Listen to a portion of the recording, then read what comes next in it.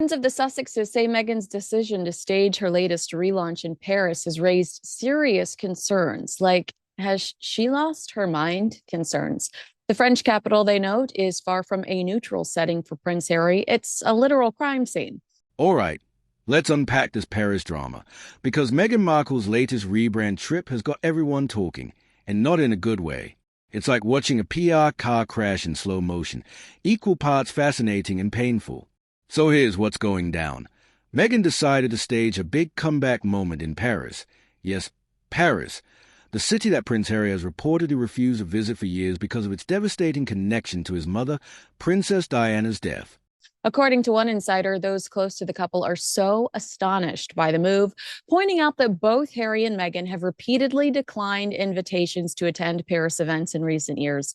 The reason has always been the same: the city's heartbreaking connection to the death of Harry's mother, Diana, Princess of Wales. A source told the Daily Mail there was always a firm line from him, a complete blanket no. Harry made it very clear he wouldn't go to Paris because of his mother. The same insider added Meghan would explain when asked, I cannot go to Paris because of H's mom. Well, that didn't last long. One of Harry's friends reportedly remarked, she's driving around in that city where his mother died. She knows exactly what she's doing. Those close to the prince believe that the trip underscores Meghan's need for attention and have expressed concern about the state of the couple's relationship, saying, Harry must have been sick from trauma and worry. I simply cannot understand it. Another added, they want different things. And there are times when it is really not great. I mean, really not great at all. Adding to the tension, Balenciaga's new creative director revealed to The Cut magazine that Meghan invited herself to his Paris fashion show, despite Harry's long-held aversion to the city, explaining, Meghan and I met some years ago, and we've been texting ever since. She reached out and said she'd love to come to the show. There was no strategy or big orchestration. I didn't tell anyone she was coming because I wanted it to stay a surprise. In fashion, real surprises are rare, and this was beautiful. Yes, a beautiful betrayal. The Daily Beast notes how Balenciaga's new guy's comments seem to distance the brand from the jam salesperson, saying Meghan sees herself as a great friend and collaborator of the legendary designer. He sees her as someone he has texted with a bunch. Other article highlights include this paragraph. Of course, Meghan, it has been observed before, has unusual ideas about what constitutes a friend.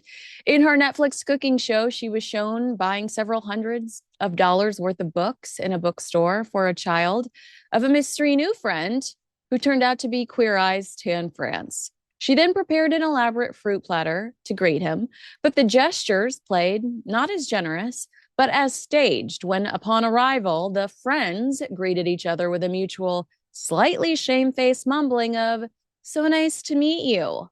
The credibility of the show's central premise that Meghan is a cool person with loads of friends whom she loves entertaining collapsed under the weight of that ridiculous moment. Two people who'd never met playing lifelong confidants for the sake of 40 minutes of television. Tom Sykes, you are preaching to the choir, okay? He added, I have long felt that Meghan's tendency to massively exaggerate the depth of her relationship with various dear friends was a liability that was going to trip her up one day. And now, here it is. According to insiders close to the Sussexes, Harry had always drawn a hard line when it came to that city. One friend said, Harry made it very clear Paris was off limits.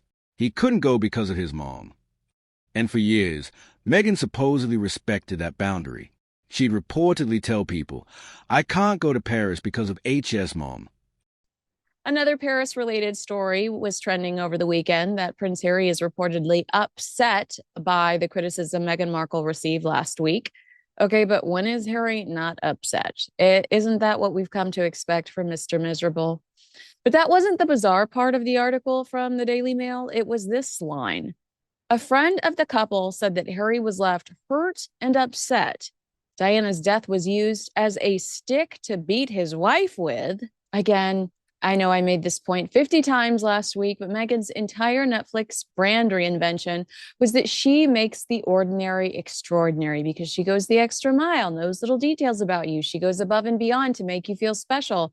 Now, are we buying what she's trying to sell? Hell to the no, to the no, no, no. But this is an example of why we're not buying it. This is where Prince Harry's mother died while running around with her alleged cokehead boyfriend. Allegedly, you know you are near the tunnel. No one is beating Meghan with any sticks. And if they were, it would be due to her uploading a video on her own near the scene of an accident that stopped the entire world in its tracks. And for someone who is constantly trying to convince us that she is the second coming of Diana, she should know better. She's a 44-year-old woman trying to be an influencer.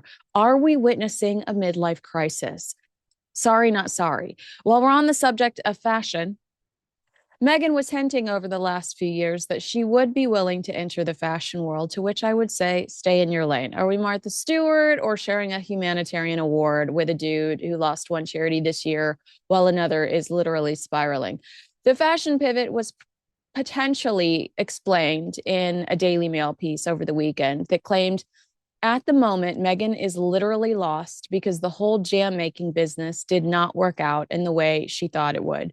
The source continued, nobody has seen any figures, but I don't think they are that good, which does not explain why Meghan is joining Kamala Harris, Selena Gomez, and more at Fortune's annual Most Powerful Women Summit on Tuesday to discuss navigating entrepreneurship in the public eye and building a brand that will endure.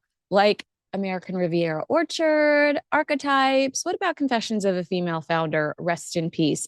Have you ever seen someone so ready, willing, and able to quit, starting with the British royal family? So, what can she teach us about building a brand that will endure? Okay. So many rebrands. Your girl's got whiplash over here. Anyway, a well placed source told the Daily Mail that Meghan is currently working on a cover for a glossy magazine, possibly Vogue. Quote, an obvious explanation then would be that the Paris trip was necessary for the media commitment. Perhaps the cover story is Meghan Takes Paris, and the idea of that kind of pretentious media hit was simply too tempting for her to overthink Harry's feelings. Well, apparently that rule doesn't apply anymore, because not only did Meghan show up, she made sure the cameras knew about it. What we're really seeing here is a celebrity who's lost her footing. The Duchess of Sussex brand used to carry royal weight.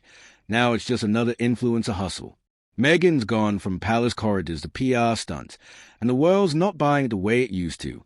Worse, her public choices keep undercutting the sympathetic image she tries to project. You can't talk about healing, grief, and authenticity while taking selfies in the city your husband associates with his mother's death. It's tone deaf, and it's cruel, even if unintentionally. So what's next? Savage, but true. Again, this feels like a page out of the Kardashian playbook. I will scream it at the top of my lungs.